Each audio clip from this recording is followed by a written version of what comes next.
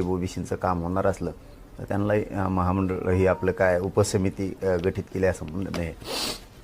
तुमचं म्हणणं आहे गठीत केली, चांगली गोष्ट आहे, हरकत नाही, आमचं काय म्हणणं नाही. पण मी माझ्या समाजाला आरक्षण मिळवून देण्यास सक्षम आहे.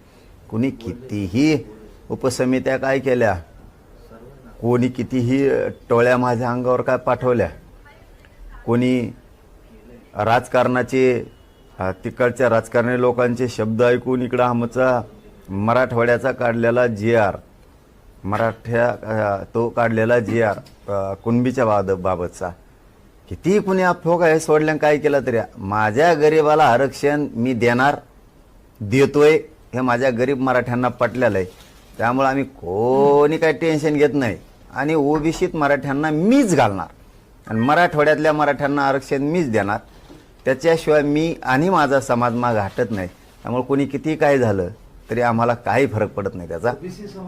आणि माझं याला जोडून म्हणणं आहे, ओबीसी समाजाला जसं तुम्ही उपसमिती गठीत केली, आणखीन एक काम करा राव,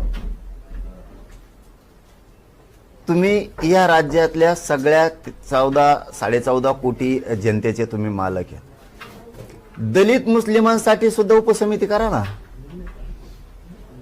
एक उपसमिती त्यांच्यासाठी करा, एक उपसमिती शेतकऱ्यासाठी करा सेपरेट, 2 करा, त्या आदिवासींसाठी 1 करा उपसमिती आणि मायक्रो ओबीसीसाठी 1 करा. कारण ओबीसीची उपसमिती मायक्रो ओबीसीच्या काही कामाला येणार नाही. हो ना, गरिबाचं थोडं कल्याण मग करायच्याच ना, करा ना. जसे तुम्ही महामंडळ केले ते मागं, तसे त्या पण उपसमित्या करा.